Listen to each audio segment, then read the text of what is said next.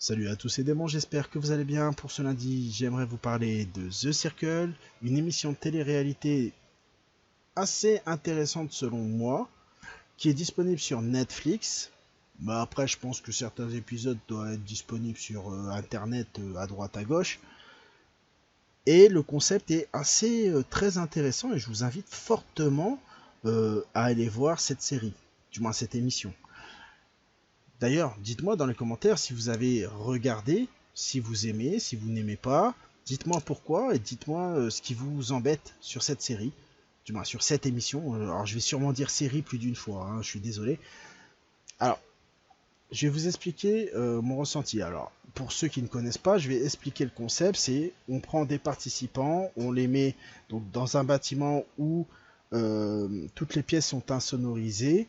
On les met dans des appartements, chacun dans un appartement, et donc du coup ils n'ont aucun contact entre eux et ils ne peuvent pas communiquer avec l'extérieur. Comme tout jeu de télé-réalité, vous allez me dire. À la seule différence, c'est que là, le seul moyen où ils vont pouvoir communiquer entre eux, c'est via un chat un petit peu comme Twitter. Et c'est là où c'est important pour moi, parce que je trouve que ça reflète énormément les réseaux sociaux. Et vous allez comprendre pourquoi. Je vais développer par la suite en deuxième partie en quelque sorte. Alors, ils vont démarrer, ils vont faire un profil. Donc ils vont mettre une photo, ils vont mettre un petit blabla, les décrivant, expliquant un petit peu ce qu'ils sont, leur âge, s'ils sont célibataires ou pas. Bref, les trucs normaux qu'on peut trouver sur n'importe quel profil. Et par la suite, ils vont avoir la possibilité de discuter entre eux. Cependant, à chaque fois, il va falloir qu'ils nominent, qu'ils fassent un classement des personnes qu'ils trouvent qu'ils apprécient le plus à la personne qu'ils apprécient le moins. Et les personnes qui seront le plus en haut passeront influenceurs. L'influenceur aura comme pouvoir d'éliminer une personne. À la fin du jeu, lorsque l'on sait quel est le plus grand influenceur, celui qui est number one, il touche la somme de 100 000 euros. Alors ce qu'il faut savoir, c'est qu'il y a une version française, donc il y a eu une saison faite en France, il y a eu plusieurs saisons faites aux États-Unis, et il y a une version brésilienne. Ce qu'il faut savoir, c'est que la version américaine, elle est doublée en français, donc c'est très facile à comprendre les choses, alors que la version américaine n'est pas doublée en français, donc et là il faut s'accrocher parce que il parle hyper vite et du coup le texte à l'écran il reste pas 3 heures. Hein, je vous le dis honnêtement, si vous lisez un petit peu lentement, c'est un petit peu chaud. Hein, donc moi personnellement j'ai abandonné la version, j'ai dû regarder 3-4 épisodes de la version brésilienne parce qu'au bout d'un moment j'arrivais plus à suivre, il y a trop d'informations qui rentrent d'un coup, surtout au début du jeu. Bref, donc pourquoi je dis que ça ressemble aux réseaux sociaux? Bah, parce que tout simplement, plus vous allez être fidèle, entre guillemets, à un influenceur, à une personne, hein, ça peut être un youtubeur hein, qui soit sur les réseaux sociaux, et que vous allez activer son Twitter, son Instagram, et ben plus vous savez qu'ils vont devenir influenceurs, plus ils vont avoir d'influence vis-à-vis de sa communauté, et plus ils risquent de d'appâter les marques et compagnie pour avoir des placements de produits et ainsi de suite, et ainsi faire de l'oseille, puisqu'on parle bien dans l'histoire de l'oseille. Et c'est pour ça que je peux faire l'amalgame entre The Circle, le jeu, et tout simplement la réalité de Twitter, Instagram et compagnie, même si c'est un petit peu compliqué.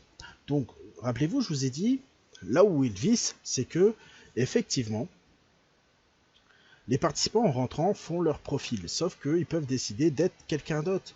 Un homme peut être une femme peut être un homme, et vice-versa, un jeune, un vieux, un jeune. Un groupe de personnes peut représenter qu'une seule personne, et pensez-y ça. Hein, vous savez que plus ça va, plus les influenceurs qui sont gros, les compagnies, certains, je suis pas sûr que ce soit toujours eux qui gèrent leur Instagram, leur Twitter et compagnie. Ça après c'est de la spéculation, hein, c'est pas une certitude non plus. Mais bref, c'est là où on voit toute la stratégie qui est mise en œuvre pour chacun pour se faire passer. Et en fait, là où c'est intéressant, je vous dis pas de regarder cette série pour vraiment vous insurger par rapport à tel personnage parce qu'il a joué de telle sorte ou quoi que ce soit, mais plutôt la méthode de manipulation qui est utilisée. Et je suis sûr que vous allez reconnaître certaines choses, car comme sur YouTube, vous imaginez bien que c'est pas tout le monde est beau, tout le monde est rose.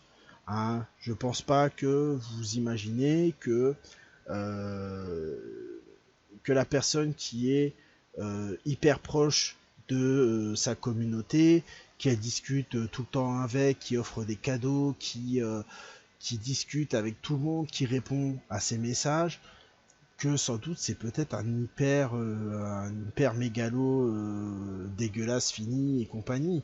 Je veux dire, si on prend Christian Quesada, qui c'est qui pouvait nous dire que c'était en fait un délinquant.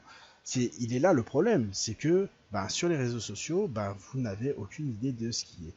Et je pense que cette émission justement reflète bien ce problème-là, et je pense qu'elle devrait même être diffusée dans les écoles, dans les choses comme ça, ou du moins il devrait y avoir un cours là-dessus pour justement euh, mettre en face les problèmes qu'il peut y avoir sur les réseaux sociaux. Donc, je vous invite à aller regarder tout simplement The Circle Game et vous faire votre propre avis dessus. N'hésitez pas, les commentaires sont là pour ça. Je vous fais confiance. Vous restez calme, poli et compagnie, hein, puisque bon, hein, on est civilisé quand même. Je vous dis à la prochaine. Ciao, bye bye.